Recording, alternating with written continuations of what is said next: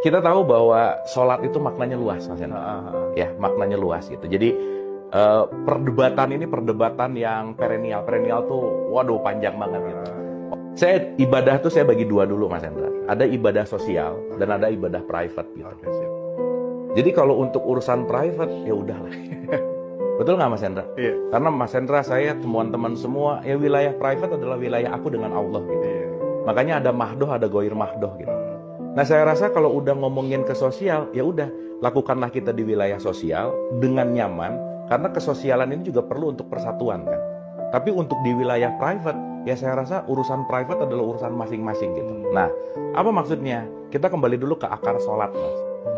Sholat ini memang sesuatu yang sangat sensitif, tetapi saya rasa kita penting memahami dalam 360 gitu ya, supaya kita nggak melihat sholat itu hanya dalam wilayah gerakan gitu. Karena kan yang saya sering cerita, ini orang sholat apa senam sih gitu ya, karena cuman gerakannya aja gitu. Nah, sholat itu kan silatun, itu artinya terhubung, Mas Hendra.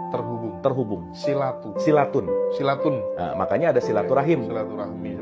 Gitu kan. Jadi sholat itu artinya connecting lah, bahasa gampangnya. Oke. Artinya seseorang yang sholat adalah seseorang yang connecting kepada Tuhan, kepada Allah gitu kira-kira. Artinya ketika seseorang sholat, dia terkoneksi kepada Allah, maka Allah yang akan menjadi dalam tanda petik nakhoda buat dirinya. Makanya kalau di Quran di surat 24 ayat 41, bahkan burung yang mengepakkan sayap itu sholatnya dia kepada Allah. Jadi kita jangan menganggap sholat itu hanya begini gitu, Mas. Bahwa ketika pohon apel yang berbuah apel itu sholatnya pohon apel. Bahkan setiap semua apapun ini melakukan tasbih, zikir, dan sholatnya masing-masing yang mungkin kita nggak paham gitu. Itu dulu satu. Nah, sehingga point of view dalam konteks yang namanya sholat, kan Nabi Muhammad juga sholat di usia berapa sih? 53 something, Mas. Baru turun gitu. Artinya kalau kita bicara dalam konteks gerakan, gerakan itu adalah sistem di mana kita melakukan pendisiplinan sebetulnya. Karena dalam beberapa perspektif, saya kasih contoh, Mas. Let's say, di wilayah syariat, sholat itu 5 waktu. Tetapi ketika kita masuk ke dalam esensi, ya sholat nggak ada waktunya sebenarnya. Makanya disebut ada daim, sholat yang tidak mengenal ruang dan waktu gitu. Tetapi secara formalitas yang udah ditetapkan secara struktur sosial, yang 5 ini tetap penting. Struktur sosial. Ya. Gitu intinya. Sehingga kalau yang struktur sosial yang sudah diketahui 98% ini melenceng, pasti akan chaos gitu. Karena kan kebanyakan orang taunya ikut-ikutan gitu. Taunya sholat itu yang 5 waktu gitu. Tetapi ketika kita masuk, masa sih, Mas, kalau kita cuma ngomongin mengingat sholat 5 waktu, masa ingat Allah cuma, let's say, paling lama sholat berapa menit sih? 5 menit. Masa cuma 25 menit ingat Allahnya? Terus habis itu masa lupa gitu kira-kira. Nah, jadi saya ingin mengambil jalan tengah supaya kita juga bisa jalan sesuai dengan kapasitasnya, bahwa yang 5 itu waker, Mas. Itu cuma pengingat aja. Karena kalau nggak diingetin, kita lupa. Sip. Selesai gitu. Keren banget. Jadi kalau kita bicara, oh iya ya, kan lupa salah satu sifat alamiah kita gitu. Gitu kan intinya. Maka dengan gerakan, dengan apa, itu kan semua sebetulnya konsep pengingat dalam konteks yang namanya ritual. Maka yang 5 ini jembatan. Target akhirnya, utsluma uhiya ilaika minal kitab wa aqimisolah inna sholata tanha anil fahsya'i wal munkar. Jembatan 5 waktu membuat kamu turun keji dan munkar. Karena kenapa? Kamu diingetin untuk kembali ke Allah gitu loh, Mas. Karena sholat yang benar itu adalah sifat kasih sayangnya Allah hadir di kita. Iftitahnya hadir, basmalahnya hadir, alhamdulillahnya hadir. Jadi artinya yang 5 waktu itu adalah reminding, waker, pengingat.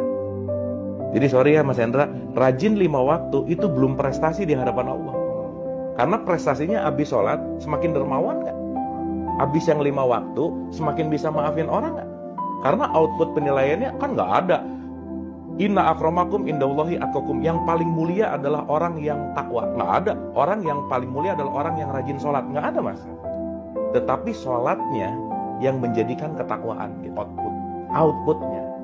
Dan kita jangan ngerasa udah sholat karena gini. Bukan, ini baru mengingatnya dalam bentuk latihan.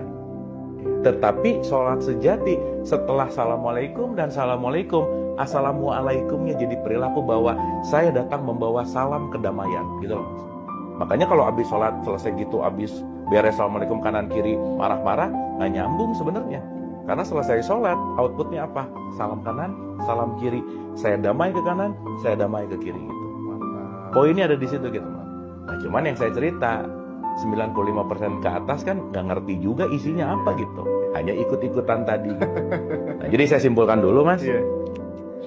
Konteks sholat bisa dalam konteks ritual itu sebagai pengingat atau reminding system waker. Tetapi sholat itu penting untuk dijadikan sebagai akhlak dan perilaku gitu. Bahkan Mas, kalau kita mau bicara dalam konteks apapun, ya sholat itu setiap tarikan nafas kan sebetulnya.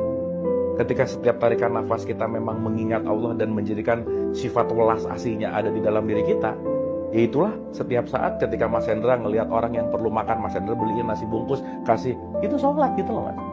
Karena ini wujud dari sholat adalah saya melakukan yang namanya ketakwaan gitu. Nah, dalam konteks yang sempit terkadang hanya dilihat bahwa sholat itu hanya sesuatu gerakan. Makanya Mas, maaf banget ya, banyak orang tua yang cuma nanya ke anaknya, nah udah sholat belum? Tapi lupa nanya outputnya. Jarang yang nanya, nah hari ini udah berbuat baik apa? Nah hari ini udah maafin orang belum? Udah dermawan belum? Ini jarang ditanya loh. Iya, betul, kan? Yang penting kamu udah gini, meskipun dia cuman sejadah terus pura-pura enggak juga gitu karena takut sama ibunya. Tapi justru yang jauh lebih penting adalah output dari gerakan yang 5 waktu ini menjadi sebuah perilaku kita dan akhlak yang lebih baik gitu. Itu yang paling penting. Nabi. Didn't even get to cross.